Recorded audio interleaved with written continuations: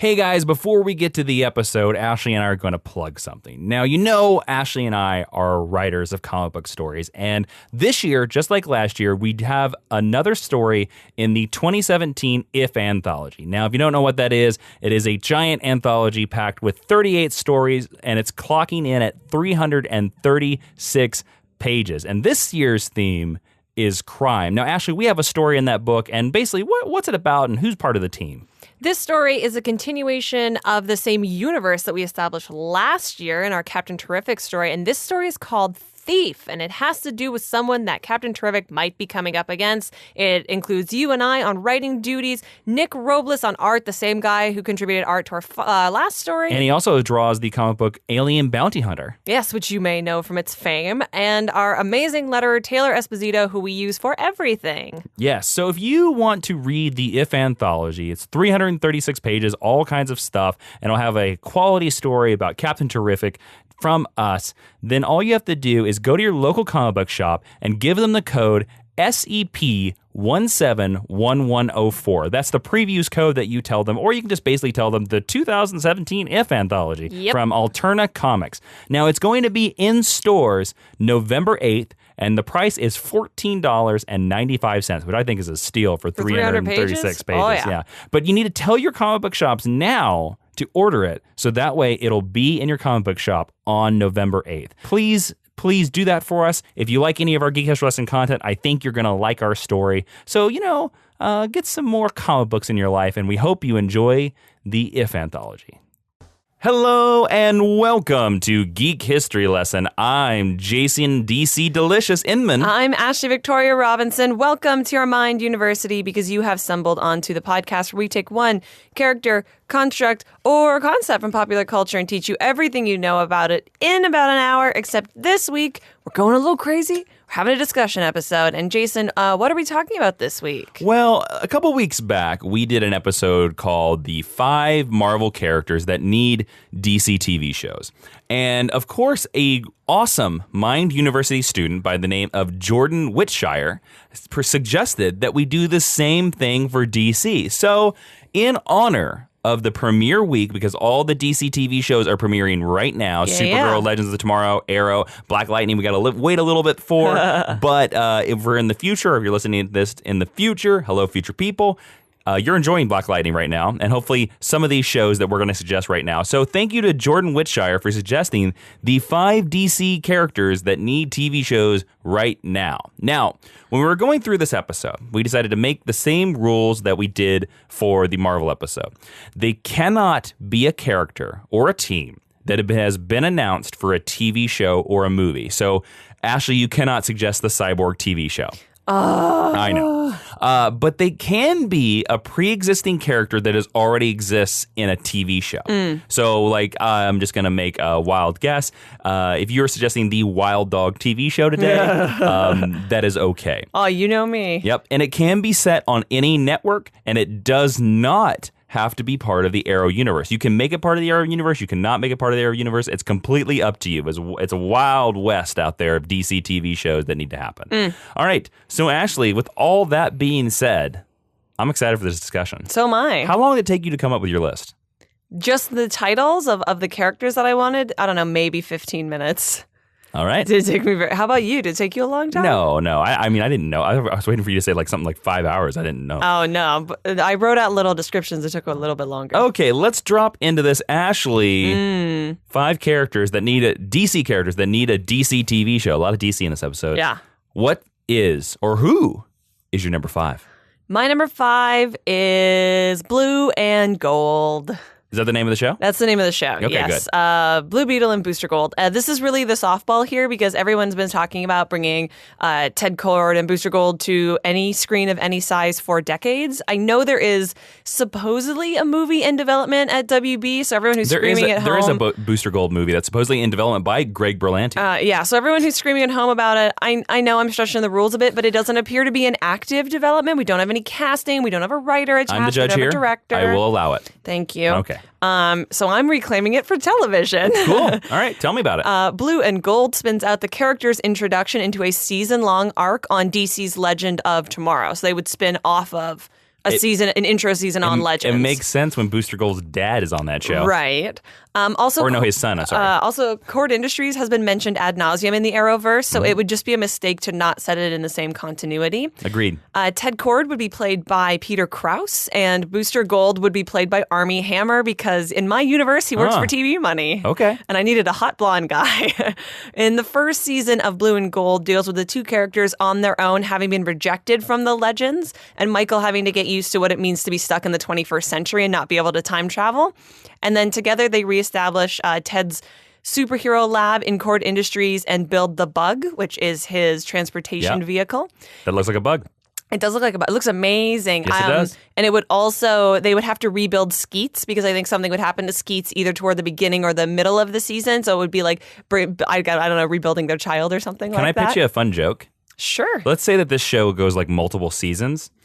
I think it would be really cool if like you rebuilt Skeets every season. He got like a new look. A new upgrade? Yeah. That's good for action figures too. Yeah, sure. And at the end of my second season, I would introduce Jaime Reyes, Blue Beetle, as his intern, played by Aramis Knight, who, if you are an Into the Badlands fan, he plays MK, the little boy on there. Oh, okay. So, because I wanted an actual kid. Sure. So that's why I went for him. So Blue and Gold is my first show, and it's my only comedy. I don't think I have any comedies. I don't know if it would necessarily be like a straight up workplace comedy in the vein of like what they tried to do with Powerless, but I think with those characters, it's very inherent there. Yeah. And if you're me and you want to bring in some elements of the Bwahaha Justice League in those particular incarnations, then it's gonna be a little goofier, maybe in as much as, you know, Flash can be really goofy at its latest. Yeah. So kind of that's the tone I would go for. Can I make a network adjustment note? I'm a network executive here. Sure. And the Fake Geek History Lesson Network. Yeah. I don't think we can get Armie Hammer for Booster Gold. I appreciate you shooting for the moon. We have a lot of money for this show. Can I make an adjustment? You can make an adjustment. Oh, you have a big budget? Yeah. You have an independent wealthy man who's like, I need the Blue and Gold show. Yeah. I want to make an adjustment. I think Peter Krause should be Booster Gold. Oh, really? And I think if that happens, you cast Michael C. Hall as Ted Cord. But here's my thing. I want my Ted Cord to have like warmth. I don't think Michael C. Hall's a particularly warm actor. Oh, you think Peter Krause can handle the warmth better than Michael C. Hall? I do. That's why I went for it. Yeah. Okay. But I would accept that note. I would happily reunite the Fisher brothers. Yeah. From 6 Feet Under. I'm just saying, like, you already know they have chemistry. It's true. And you know Michael C. Hall can play the stick in the mud. Yeah, that's true. I would need Peter Krause to buff up. Like Booster should look like, like you're a also model. making your booster quite a bit older. That's okay. He's hot. Than the rest of the universe. That's okay. Yeah, I'm fine with it. Peter Krause is a great actor. Yeah. Well, so. Diggle needs a peer, so. You know who else would be a very interesting and kind of off the wall choice for Ted Cord? Because Peter Krause is in the show. He can play the part. Yeah, we'll give Peter Krause whoever he wants. Think about this. Now, you're going to say no immediately, but just let it noodle around your brain as a Ted Cord. Joshua Malina. I could see that. Yeah? Yeah. Right? Yeah. I know. Joshua Malina from The West Wing, if you don't know, and Scandal, everybody out there, listeners. But Joshua Malina. He'd be good, though, Malina, because he would be more of a peer for Peter Krause. He'd also have a different look than Peter Krause. Mm-hmm. Right. And Michael C. Hall and Peter Krause look eerily like they are actually siblings. They do. But Joshua Malina, I think, could play the nerdiness of Ted Cord. Yeah. Accepted. Okay. We have recast that Peter Krause is now Brewster. Everyone, please tweet at Joshua Malina that he should play Ted Cord in the Arrowverse. Yeah. Oh, my God. He'd be good. He'd be a good choice, wouldn't he? Yeah. And he works for network money. That's some inspired casting. All right. There you go. Cool. So thank you. Yeah. So tell me now, Jason, on the heels of my Spectacular Blue and Gold, what is your number 5 DC TV show? Well, it's funny when you say that you had like kind of the safe choice, because I kind of feel that I have. My number 5 is the show that everybody has been requesting. The Question. All right. Now, if you don't know, Vic Sage, of course, he's one of the most peculiar characters in superhero comic books. He's kind of a Zen Batman. He has martial arts and he has an Eastern philosophy. And he doesn't really fight crooks. He really more takes down corrupt city government officials and local power brokers. So what better way to introduce him than as an ally / bodyguard to Mayor Oliver Queen in Arrow. Oh, that's such an interesting idea. Yep. And eventually, like, of course, something happens that leads him to Hub City, which has been mentioned in Arrow before. And his partner is a Hub City cop named Renee Montoya. Yes. And then that way you get your show, and we get Renee Montoya to be in the question show, even though she wouldn't be the question. Well, and then that way you could either spin her out or she could take over the show. Like, there's possibilities there, which is really nice. Now, Vic is very eccentric. He's very aloof. And that's something that you don't see in any of the CW shows right now. And I can already imagine the crossover scenes where Barry Allen thinks he's funny and Oliver Queen gets really annoyed. Yeah. But again, like I said, set him up in an episode of Arrow, spin him off to Hub City, and I think we get the really weird conspiracy theory detective show that the Arrowverse does not have right now. Like, even though Arrow is the CW's version of Batman, they don't have a straight-up detective show. No. The DC Universe doesn't. They sort of tried that with Constantine, and it didn't really take. Sort of, yeah. And Gotham was sort of that in the beginning, but that didn't happen. Gotham just became we're going to tell Batman Begins. And so this show, this universe doesn't have that. So the question could fit in that. And because the question would be mostly about detective work, it would give it such a unique flavor to the rest of the shows, which is kind of the thing that I try to do with all my shows. I try to give them what is a flavor that we don't have out there right now. Yeah, you could also do it on a lower budget, which makes this a great pitch if you're doing There's no superpowers. Street level detective work and you just need like either a facial prosthetic or maybe a cheap effect for the question. Oh, a facial prosthetic. Himself, then that reduces costs. Now, I want to ask you this. The CW universe and DC Comics in general are very specific about the tone and the aesthetic and the personality of their city. If you had your druthers and I'm your executive and I'm willing to give you as much money, would you want to shoot Hub City somewhere other than Vancouver? If Hub City could, to be honest with you, Hub City is supposed to be Detroit. And that would be the perfect way to shoot it. Yeah. Now, there are some film things. There are some film credits there to shoot Detroit because there are actually some really great. Yeah. Justice League shot in Detroit. I don't know if that still exists. I would rather shoot somewhere than Vancouver because Hub City really needs to be like a dark and gritty place. So, but another place that could also really work and would give it an interesting look would be New Orleans. Yeah, so you're thinking more of an East Coast noir kind of vibe for the show. Yeah, totally. I love that. I love bringing in Renee as well. Yes, Renee needs to be his partner, and there's all kinds of other characters you could bring in. But the reason why it's my number 5, the reason why it's so lit is because I think they're going to do Vic Sage eventually. I really do. Like, he's kind of this character that could even more so than Booster Gold and Blue Beetle, and I don't mean to put your choice down. No, absolutely not. He is like the most obvious choice to join that universe. He's way easier to slot in. I thought mine was an obvious choice because everyone's been talking about Blue and Gold forever and ever. I also think, again, if I'm the executive and you're pitching this to me, I might say to you, could we do a first season as an animated series? And which I've pitched several times on our DC TV recap videos. Yeah. And I think that the question would lend itself to that really well. Yes. I also think the question could be an easy choice because you could give it the Agent Carter budget, which is $700,000 an episode, which is actually cheaper very low. than Arrow. Arrow shoots for $1 million an episode. Cheaper than Doctor Who. I think you could shoot the question for $700,000 an episode and make it work. I would agree, yeah. And I would be willing to take, if I'm the showrunner, I would be willing to take that stipulation to get my first season of 13 episodes. That's fair. I would also say to you, and this is no disrespect to Agent Carter, because I love that character and I liked that show. Please don't shoot it through the same filter covered in Vaseline. Oh, no. It's going to have the same look as Arrow, like mostly shot at night with some colors. I actually would coat that city in blue. I was going to ask you if you had a color palette in mind. Oh, it's totally blue. Excuse me, because Arrow is very green, obviously. Bluish purple, the same color as his suit. Periwinkle, love it. Yep. All right, cool. Ashley, what is your number 4? My number 4 is Batwoman. Batwoman. Because I think of all the standalone Bat characters, Batwoman can be most easily translated to television. Okay. Because, in my opinion, a Batwoman in the comics, and then by extension on any size screen, should exist as a separate entity for the rest of the Bat family. I don't think Bruce Wayne's Batman would put up with what Kate Kane is throwing down. Agreed. I really don't. And so if we do that on television, then we don't have to worry about where is Batman in this universe. Sure. But we still get that same kind of aesthetic and archetype. I would spin her out of Supergirl.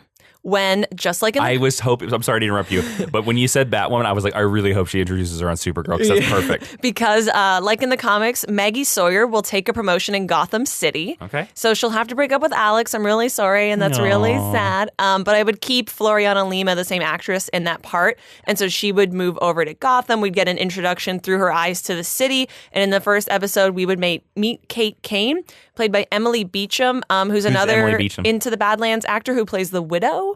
She's the lady in Into the Badlands with red hair, if that made the big villain. I'm just going to say right now for all of our listeners, I did not cast a single one of my shows, but I appreciate that Ashley cast every single I did. part. I cast every. And I did some casting just for you a little later on. All right, nice. And the first season would be lifted almost entirely from the Rucka Williams run because it's Batwoman's best run it is the best run. to Oh, date. yeah, 100%. And it would deal with Batwoman training with her father, of course, ex-military, played by Beau Bridges, who also works for TV Oh, Money. Beau Bridges. Nice. Good choice. Yeah, thank you. I wanted somebody who could seem like a warm father, but also a hard ass. Got it.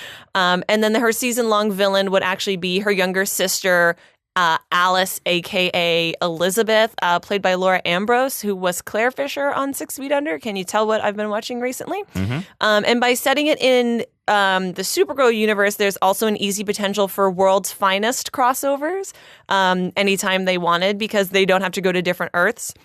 So this way you could have, like, it's traditionally Supergirl and Batgirl, but I think Supergirl and Batwoman could have a good excuse to go and hang out with each other as well. Can I ask you a question? Mm-hmm. So Batwoman gets introduced in an episode of Supergirl, right? Yeah, like Flash did on Arrow. Great. Yeah. So that we can have Batman in that universe, but it's not Batman. Well, we also know that Batman exists in this universe as well. But yeah, this way you get that same sense of storytelling. Mm-hmm. I think it's a good choice. And like you said, my Gotham would probably be more of a piece with the animated series Gotham because Batwoman is very known for the red overtones. And that way you could have you could revisit like the red sky motif that we had in the Bruce Timm universe. And I would also want this to be like Arrow, a very stunt heavy show. And that's why I wanted to cast this actress from Into the Badlands because she does a lot of amazing fights there. So I would hope that on this show, even under the costume and what I'm sure would have to be a wig or some hair extensions, that she could deal with that. All right. Network executive here. The Mind University Network that doesn't exist. Ashley, I've been reading through these Batwoman comic books, okay? Yeah. And I'm noticing her skin is pale white. Yeah. Are you doing that in the show? Well, the lady that we've cast is a redhead, so she's pretty pale. No, I mean like Joker white. I think not. Good. I would not have her be bioluminescent like a fish. Good choice, because that always kind of bothers me too. I would put her in bright red lipstick, though. Sure. At all times. And I would directly lift the scene where she goes to the fundraiser and her and Maggie dance for the first time, because I think that's a really great scene. I also think would be... Just from like a meta-narrative perspective, I think Batwoman has the potential to be a really interesting character, and I think she's been underserved in some of her comic appearances, and I would love to be able to cement her in the public consciousness in this sort of way. Actually, I want to give you kudos for this because, one, also as a network executive, I don't know if you'd be able to set this in Gotham. You'd probably have to put this in Bloodhaven. That'd be fine. Or another fake city. Or we could, if we wanted to put it in a borough, like we could put it in Burnside. You just call it Burnside. Yeah. But fine, we put it in Opal. Who cares? I think you did something that you don't realize you did. Oh, what did I do? I think you created the show that is the perfect place for one of your favorite characters to join live action. You realize that Batwoman would be the perfect show to introduce Red Robin Tim Drake. Oh, no, I didn't. Yes. Because he would be the perfect... Think about where... He could be her protege. Yes, think about where Roy Harper showed up. Yeah. In season 1 of Arrow. And he's already red. That could be Tim Drake. Because, as we talked about before, Tim Drake probably has a hard chance of showing up in the movies. Yeah. But this, if you're, it's like all the side characters, like you've kind of introduced like the perfect place to introduce Red Robin, because you can't have Nightwing because they're making that movie. Yeah. You've also probably introduced the perfect, and I know you don't like this, you've probably also introduced the place for Spoiler to show up. But you know what? I just don't like spoiler in the comic because I don't think, again, like Kate Kane, I don't think Batman would put up with her. I'd be fine with introducing her in this. And Damian Wayne. No Damian on my show. Yeah. No, you've kind of made the show that it's like, oh, all the characters that we don't think they'll use in the movie, here they are. Yeah. And now, obviously, this would require a little more lenience than they're getting on shows like Gotham. Yes. But I also think that you could do this show and not step on any of their toes because Batwoman does have a tiny rogues gallery of her own, and just that whole family of characters has like a gazillion. Like, I wouldn't need Poison Ivy, I wouldn't need Catwoman, and it might be a great place to build out the like they're doing with like they did with Prometheus. Like, take a character who has a name and redefine them. Well, yeah, and there's plenty of Batman villains that aren't big deals. Yeah. That you could use. Make one. Yeah. All right, cool. So, Jason, what is your number 4? My number 4. You are number 4? No. My number 4 is a spinoff from Legends of Tomorrow. Hey. So during one of their arcs, I want the team and the villains to hunt for a mystical object that is eventually learned to be alien tech until the object gets knocked through the time stream and lands in El Paso, Texas. This, of course, is number 4, Blue Beetle. I chose Blue Beetle because, one, again, Blue Beetle's another obvious choice that I think would be so easy to adapt into the Arrow universe. We've already seen him in live action. I know that they can make the suit look a lot better because just look at the Atom suit. The Atom suit and Ray Palmer suit actually looks pretty good, I think. Just take that, put a little more detail in the helmet, no problem. Yeah, exactly. And also, I think that this would be a perfect. I think Blue Beetle with Jaime Reyes is the perfect show that America needs right now. It needs a strong hero Latino character with a Latino family living in Texas, and they know that he's a superhero, so they're all for it. Like, they help him be a like they're supportive, yeah. Yeah, all together the family works towards a common goal, and I think that's a show that like America could really use right now. Now, if you don't know, Jaime Reyes, of course, is a young kid. He's like 16 under the Blue Beetle mask, but the scarab, the Blue Beetle scarab, is this great power that's literally attached to his spine, and he has no choice to use his powers for good, and he's going to keep fighting the scarab, even though the scarab constantly wants to kill people. Not only is he a popular character, but he's very sympathetic. He's very relatable because we get to meet his high school friends as well. And the power that he possesses would actually help set him apart from the Arrow universe. I would put him in the Arrow universe as well. He's on Arrow's Earth. Yeah. And, you know, he's a teenager. And also, there's an interesting thing that happens with Blue Beetle. When Blue Beetle's introduced into your universe, especially into the Arrow Earth, he's the most powerful person on that Earth. Yeah. He's more powerful than the Flash. So it's when you throw him in Supergirl's Earth that it becomes a little more of a toss-up. Yes, I see what you're saying. Yes, he's the most powerful person besides Supergirl. So he instantly becomes like this walking weapon of mass destruction. And the question of giving that power to a teenage boy, I'm sorry to all our teenage male listeners, becomes really interesting because and we obviously know Jaime from the comics. He's a very well-rounded, very kind, very sympathetic, very nice young man, but like there's the potential for that to go really wrong, which could make some interesting drama. And as well, it checks a box that the Arrowverse is not filling right now. Yeah. We do not have a teenage drama right now. And also, we don't have a teenage family superhero drama, which is another flavor that we do not have. So you would want the Reyes family to be lead characters. 100%. Awesome. 100%. And I didn't cast. So I don't have any people to cast or anything like that. That's fine. Casting teenagers is hard, guys. But I would do a season 1 that has a villain similar to Arrow season 1, whereas you found out that Malcolm Merlyn, Arrow's friend, was part of the undertaking.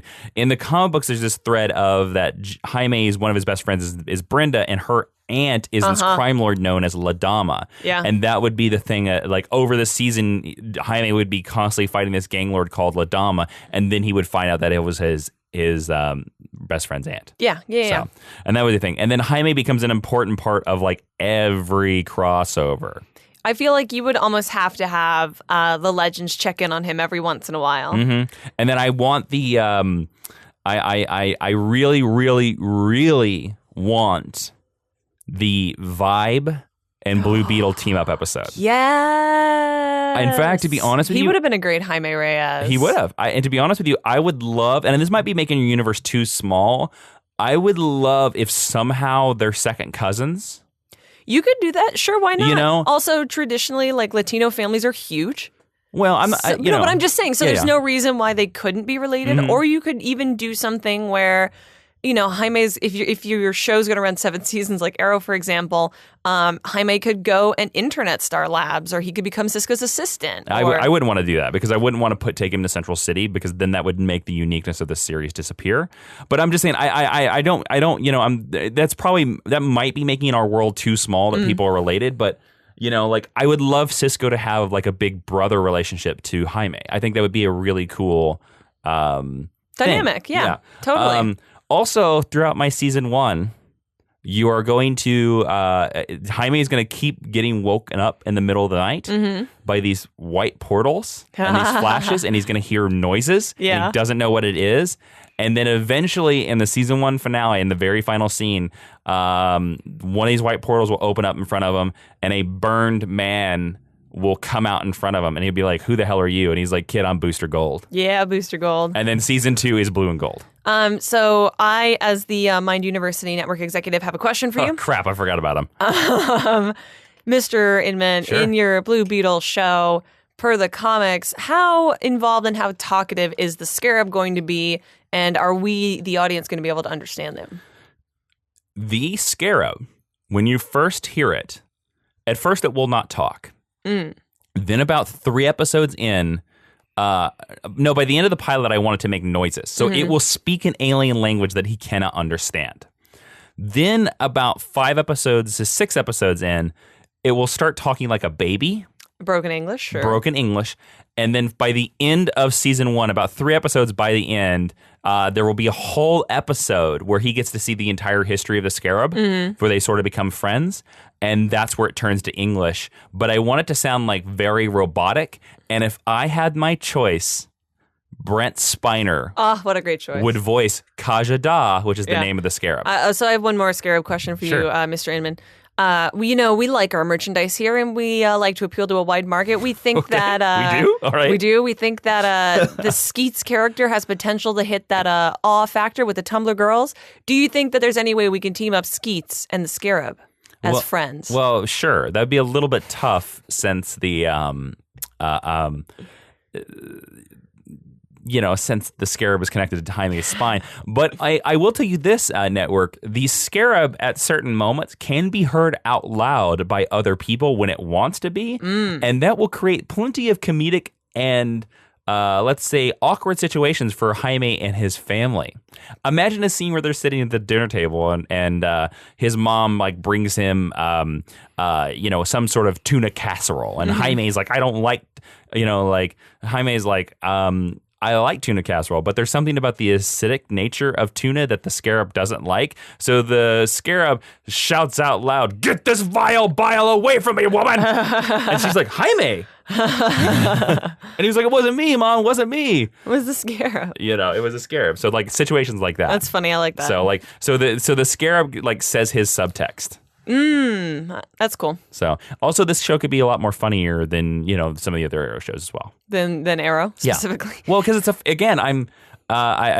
the family superhero show, which is something that we might get with Black Lightning. We haven't seen Black Lightning yet, so we don't know. But this is actual. Again, we don't have a teenager superhero. A nuclear family unit. Yeah. They're a well said nuclear family. Thank you. All right, Ashley. Yes. What is your number 3? My number 3 is Lanterns. Is that the name of it? Lanterns? That's the name of it, is Lanterns. Okay. I'm skeptic. Keep going. Okay, so this would be a good show for the DC streaming service because it could be structured in the way of a school or an academy. So think of the number of standing sets that you would get from something like Star Trek, which is maybe 5. And it would take place on Oa, but like I said, probably only in about 5 locations, with the characters only going into space 2 or 3 times a season in order to save on production costs. Okay. And in order to keep out of the way out of what is being planned for the Green Lantern Corps, which, again, we don't know very much about, but is in active development. Mm-hmm. You're kind of stepping on their toes, but okay. But it'll be okay. The show would be led by Kyle Rayner, played by Richard Madden, because he's not going to be in that movie. He might be, but yeah. Hopefully Jon Stewart, but I'm willing to table him. You're not getting Jon Stewart. Played by Matthew St. Patrick from 6 Feet Under. I'll give it to you. And Saronic Natu, played by Carrie Coon. with room. Oh, interesting choice. Thank you. With room for special appearances by other Lanterns as well, like Doug Jones could guest star as St. Walker, for example, because each season I would want the Green Lantern recruits to have an episode where they Meet a new color? And met or went to another planet or met someone from one of the other corps. For the first season, I think they'd probably have to build to a fight with the Sinestro Corps and screw it, just bring back Mark Strong because you're never going to do a better casting choice than that. So that Saronic could have the arc of having to overtake her father, and we could maybe lead into her being a Yellow Lantern in season 2.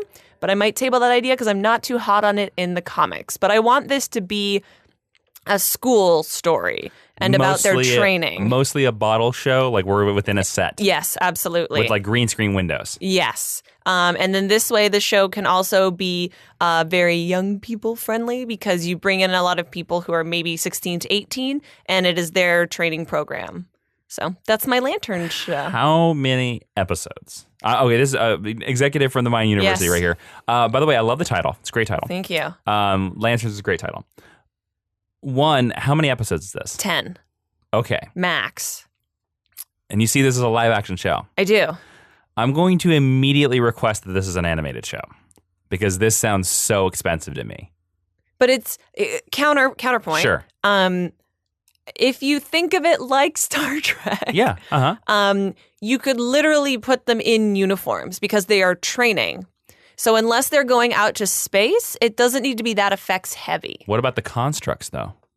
That would be the only thing to which I would answer. Okay. The first season of Flash was made for $1 million an episode. Sure. I don't know if I'm giving you $1 million for this. That's true, but so I would argue that for that budget, we could do the constructs and the green screen windows. Okay.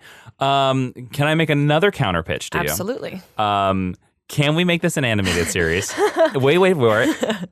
That is set in the movie continuity. Sure. And that way we're not stepping on anybody's toes. Yeah. I don't have any problem with making it an animated show, but I do think you could do it. I do think you could do like a low budget Green Lanterns type show and it could still be good. I think you could. I think you'd really have to limit your character. Like your cast would have to be 4 people. Yeah. Because otherwise the constructs are what makes it so expensive. Yeah, I guess I was making the argument that the Green Lantern outfits don't have to be I agree CG. with you. Like we don't need Ryan Reynolds' green Hal Jordan suit. I agree with you. 100%. Fun fact, I forgot to mention to you in my number 4 that Kyle Rayner would actually guest star. Oh, well, there you go. But so that's really cool you brought up Green Lantern. All right, Lanterns. Interesting. Because I really wanted to do a Lantern type show because, as Jason knows, we really love the Green Lantern animated series. Oh, it's so good. But trying to structure it so that it doesn't touch with anything that they're talking about for the movies was really hard, as it turned out. Yeah. And this was sort of the best filter that I could put it through for like, why aren't we going to see Hal Jordan? Sure. Why aren't we going to see Guy Gardner? Academy. Yeah. Mm-hmm. And I know that that's not a thing, but they do all kinds of stuff on TV that aren't things, so don't tweet me. Sure. So yes, Lanterns is my number 3. Mr. Jason Inman, what is your number 3? My number 3 is not technically a DC character. Get out. Is it a Vertigo character? No. He's a Wildstorm character who is technically a DC character, but I think you're not wrong. This character could really work in the Arrowverse. Most of my shows are set in the Arrowverse. They just happen to be that way. Yeah. It's a good universe. Grifter. I knew you were going to say Grifter. This is the Bounty Hunter of the Week show, or old ally of Slade Wilson's show. Can we call it Grifter the Bounty Hunter? No, just call it Grifter. So he's a former soldier who went AWOL and then became a con artist. And then during one of his missions, he was captured by the Damonites, or this alien species. They're body-snatching aliens who attempted to possess his body, but it didn't go well for them. And instead, he ended up receiving telekinetic and psychic powers that basically allow him to see through the Damonites' disguises. So the Damonites are shapeshifters. So that's the way how you get an alien show that's on the cheap. There you go. And as Grifter, he, of course, could wage a personal war with the Damonites while he's trying to avoid the government and Cadmus agents.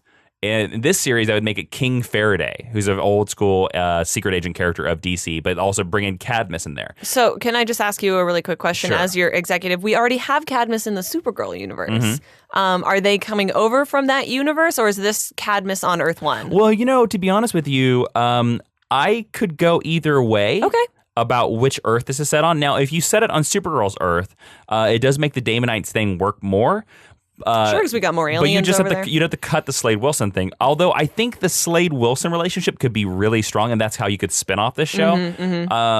So I would just say that I would maybe change it to Argus. Okay, yes. Or just say that Cadmus exists on both Earths. Which it could, and there are many things that do exist on both Earths. Well, in the writer's room, we'd work it out. Whatever one is less confusing. Great. But this, again, is another tick mark of a show that is not out there for the DC characters. I'm going to say the Punisher type show. Yeah. I think we all know what you mean by that. Yes, but also I think that by making it aliens, he's not just blowing people away. And also... he's a character that would really fit in well on Arrow. This is the type of character that I could see be introduced on an Arrow very easily. And I just I got obsessed with the idea of there's all these old pals of Deathstroke that exist out there. And then, of course, you could lead the whole first season to reuniting Team 7. Now, if you don't know what Team 7 is an organization that was created in the Wildstorm universe, which is all these characters were on this mercenary team, and they did all these secret missions that were later classified, and they were classified because they were terrible. Either most of the people died and stuff like that. Now, in the New 52, when they rebooted Team 7, Deathstroke was on Team 7. Wasn't Black Canary also part of Team 7? Black Canary's mom. Oh, that's right. The original, which is something you can't really do. But also, who also was a member of the reboot on Team 7? Nope. Amanda Waller. Oh, great. Bring her back. So you could bring her back. So you could do a lot of stuff like that. So that's why I would say it's better, I think, to set this on Earth 1. I agree. How old are you thinking for Grifter? I think he's older. I think 40s? Yes, I think he's in his 40s.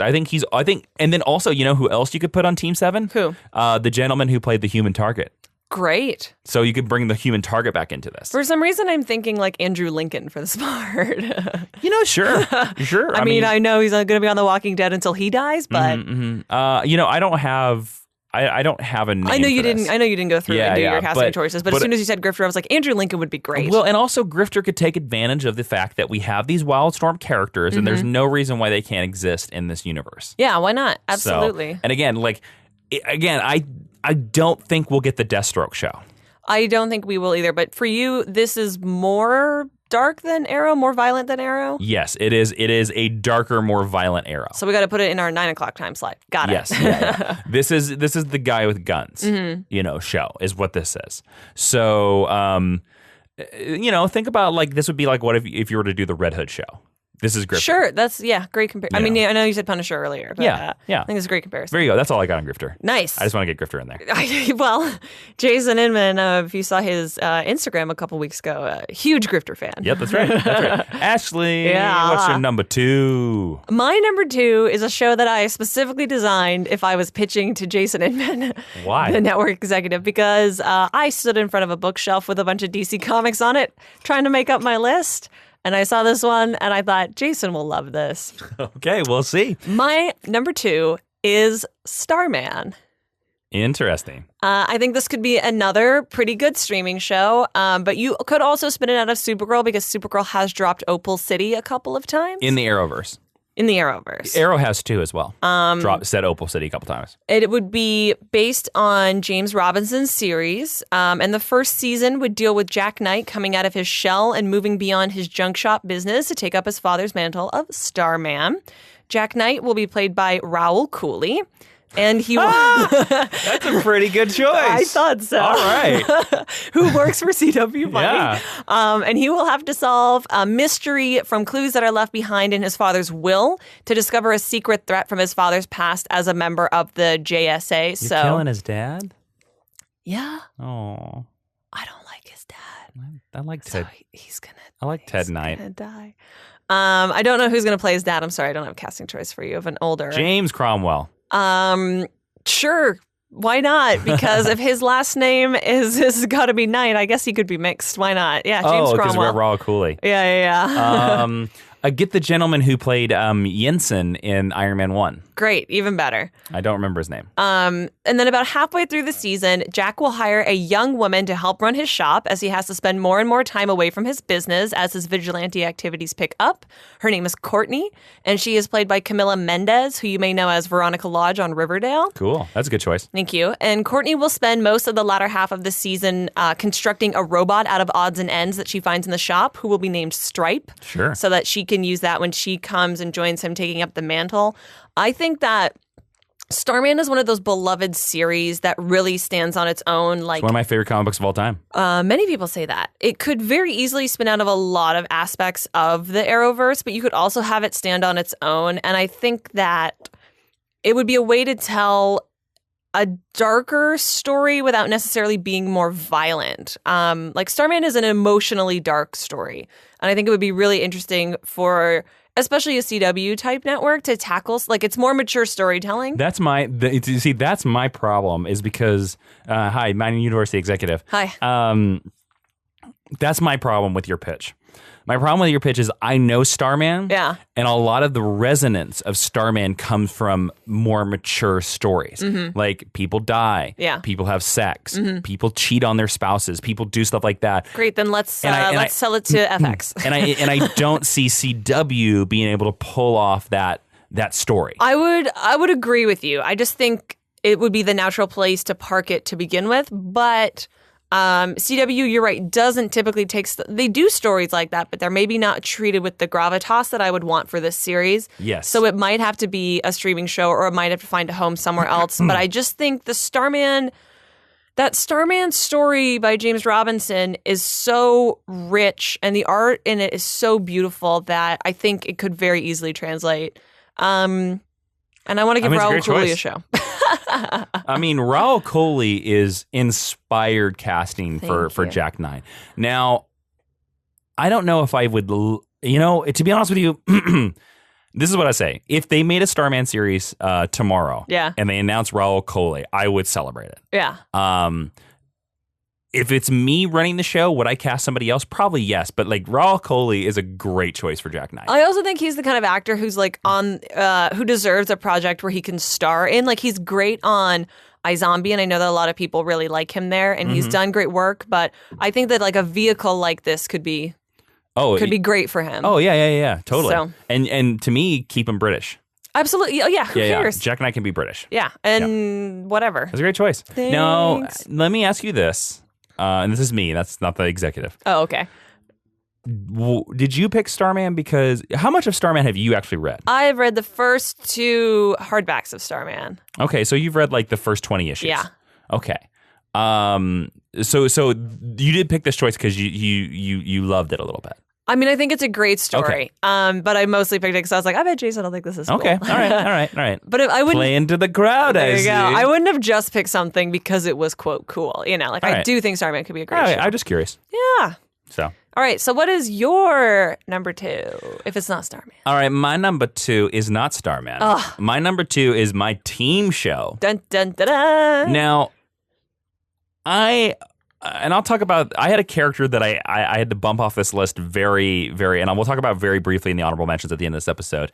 But I kind of came up with an amazing pitch for this team that I think I had to do it. Now, this, of course, is set in the Arrowverse. All my shows. My only show that's not set in the Arrowverse is my number 1. Okay. So, Felicity Smoak, right? Yeah. We know her. Yeah. But we have problems with her. Yes. Almost everybody agreed we're in 6 seasons of Arrow now. And Felicity Smoak is not the character that she was. Yes. Okay? Tragically. How do we fix that? We fix that by removing her from Arrow completely. I don't disagree with you. And we give her our own show. Now, what is Felicity Smoak really awesome at? Hacking. Teching. Support. Stuff like that. Boy, that sounds like another DC character, doesn't it? Well, then why don't we create that show? I'm calling the Birds of Prey. Oh, I was so hoping you were going to say that. Yes, that is right. This is, let's take Felicity out of Arrow. Let's put her in another city. Let's put her in Bloodhaven. because that has been mentioned several times. She's in Bloodhaven, and we'll keep the Overwatch name because I think Oracle might step on some toes. Yeah. But she's basically Oracle, and she forms a team with Black Canary, Dinah Drake, Huntress. We can recast the Huntress. Let's introduce another character, Lady Blackhawk, who's also a famous. You should make her another character, and Katana, who is in that universe. And they are with Felicity Smoak as team leader. Now, this is, I think, again, like giving her a leadership role and having her hunt down Hive or another version of Hive or something like that. Some evil organization that's just like her. This is the way you make Felicity Smoak work, because she's a hacker extraordinaire that proves that you do not have to wear spandex to be awesome. Now, I think this show could really work. You could introduce Hawk and Dove later on. Now, I don't know how that'll all cross over with Titans. Also be a great show for Spoiler. This would be a great show for Spoiler. This would be a great show to... This, I think, if pulled off right, could be the perfect place for the perfect Arrow spinoff. This would become the perfect Arrow spinoff because it's one of the main characters going off to somewhere else. But this allows you to take characters like Huntress that you try out there and you kind of like and give them a second life with better casting. Yes, with better casting. Yes, because that name needs to be in the DC universe. But you could do a lot of stuff. You could have White Canary show up here and there. You could introduce Spiral. You could introduce... Spiral might be the perfect organization for them to go against. Yeah. But I just think Felicity is such a great character. This is all kind of this is all my pitch, but I thought this is like Felicity Smoak leading a show called Birds of Prey. It's just Felicity and it's Dinah Drake. Yeah, and the thing that in my opinion, has worked to her detriment has been making her a romantic lead, because that's not... Remove her from that. It doesn't seem like, in my opinion, as somebody who doesn't work on the show, it's not who that character is. Yeah, and now we have not seen Arrow Season 6 at the time of this recording. But in my prediction is that Oliver's going to be too busy raising a son to have any romantical ties with Felicity. I agree. I hope so. I've never liked them as a couple. I haven't either. So sorry, shippers. So there you go. That's my number 2. Green light. How much money do you want? Make it now. We can do it cheap, $1 million an episode. Great. Nobody has powers, really. That's true. So there you go. I would watch the ever-loving heck out of that show. Right? Great show. As soon as I came up with that idea, I was like, man, they should do this show. It's amazing. Also, you can always pitch it as a strong female show. Exactly. So, all-female show. Yeah. Which I think in post-Wonder Woman is a good idea. Would you put Donna Troy on the team? I don't know what our rights are with her. That's fair. But you know who their season 1 villain is? No. Lady Shiva. Great. I love Lady Shiva. And you could have Cassandra Cain. Yeah, you could. Just make her orphan. Cassandra Cain or whatever her silly name is. Cassandra Cain is season 2 as orphan. Great. Yep. Done. Take all my money. And then their season 2 is they go after the Order of Saint Dumas. Yeah. Which leads to Azrael. Your boyfriend, Asbats. There you go. Oh man, I want the show right now. Yeah, right? It's a pretty good show. It's a good show. All right, Ashley, we are finally here. What is your number 1 choice for a DC TV show that needs to happen? My number 1 choice for a DC TV show that needs to happen is We Are Robin. Oh, interesting. Thank you. This show could also exist in the Supergirl continuity, because we've already established that Batman exists there. Plus, this is a way to have a Batman show without having any staple Bat family characters except Alfred, played by Peter Capaldi. Who supply? You don't like that choice? Come on, I thought it was a great choice. That's okay. Who supplies them with information and equipment from time to time per the comic book continuity. Yeah. My We Are Robins would be a little bit older. They would be more of the Star Wars age of characters, so like early 20s as opposed to teenagers like they are in the comics, because I don't want them to have to deal with the drama of family life. Yeah. Okay. The first season would focus on introducing Duke Thomas, played by Daniel Kaluuya, who's the lead of Get Out. Okay. And his brush with the Bat family that inspires him to build a costume of his very own. The middle of the season would feature him collecting the rest of the cast of the We Are Robin comic, and the co-lead would be Rico, played by Karen Fukuhara, who was Katana in the Suicide Squad movie. And then once the Robins all come together, they face down a gang of Talons in the first season, and it epitomizes and builds towards Robin War, because the Talons are, of course, agents of... so Robin War is like your season 1? Ender? Is like the beginning of it, and it would be the Okay. big arc of season 2. Sure. Which would be the thrust of the second season, and then that way there is room on this show for some more well-known Bat Family characters if they wanted to fold them in. My big ask, if I was given that opportunity, would be the rights to Jason Todd and Tim Drake, so that I could have 2 characters that we have strong associations and a strong point of view, but not a good chance they're going to be involved in the movies. You know, this show would be the perfect spinoff from Batwoman. It would be, yes, from my Batwoman show. Like Batwoman yeah. would be or your Batwoman show would be the perfect way to introduce, like if she starts seeing kids dressed up like this, and then you like lead it to it. Yeah, or maybe, I don't know, she like has to save one of them or something like that. What is this jacket you're wearing? Yeah, but I really I love the Bat Family just like everyone else. My opinions are real basic in that sense. And these were my 2 ways to fold in those ideas and those themes that we all love, and not everyone is feeling like they're getting from Gotham, but not step on the toes of Bruce Wayne. And I really love We Are Robin, and I think it would be an interesting way, if I was going to have 2 shows set in Gotham, to really show a different part of the city and a different sensibility of its denizens, dare I say. Because it's even more street level than what Batwoman would have to be. And if you get some people who are good fighters, then it's pretty much sold on that. So yeah, We Are Robin. Is that something you would want to do? Would you want to try to cast some of the kids as stunt people, or make stunt people the kids?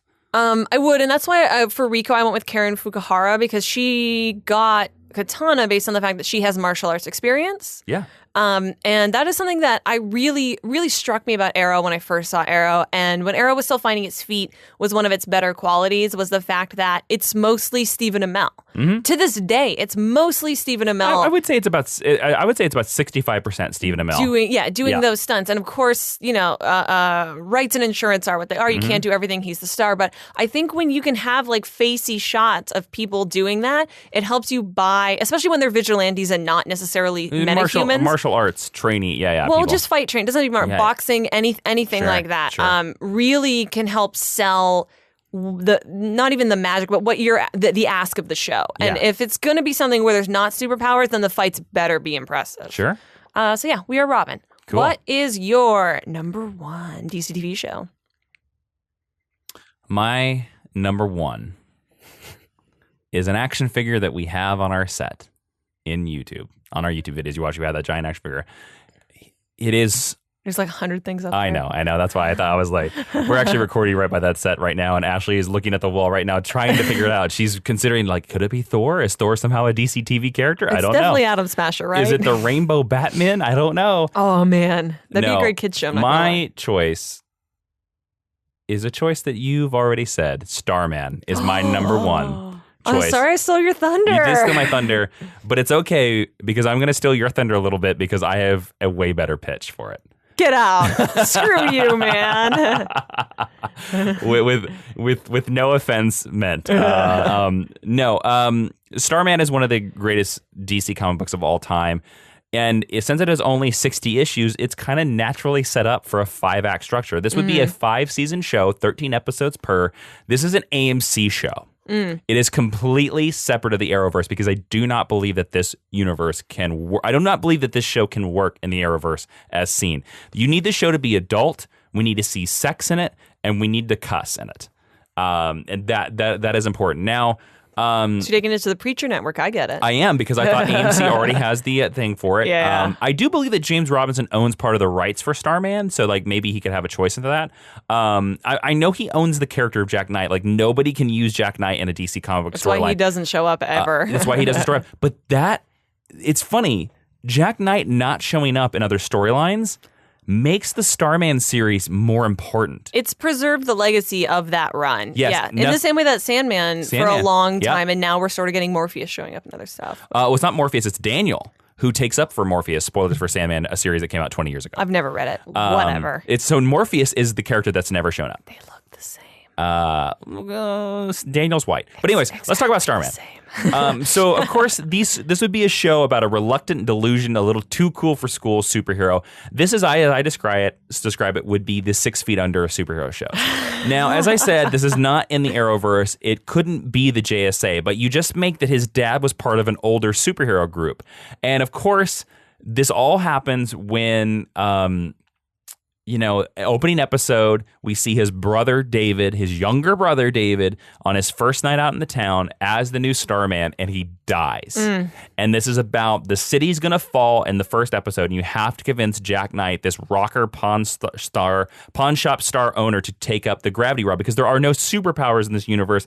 All the superpowers come from inventions. Okay? So that's why you'd see like Sandman is one of the other heroes, and maybe we could introduce the spinoff of Sandman Mystery Theater, which would be amazing. Cool. It's like Sandman, it's like a Starman, and maybe the Atom. Or we probably wouldn't call him Atom, but we call him another character, but he's basically a Wildcat. He's a boxer. Yeah. Oh, Wildcat's a great choice. Yeah, so there are if there are superpowers in this universe, they're very limited, but I like the idea that they all come from machines, inventions, like Cold War technology.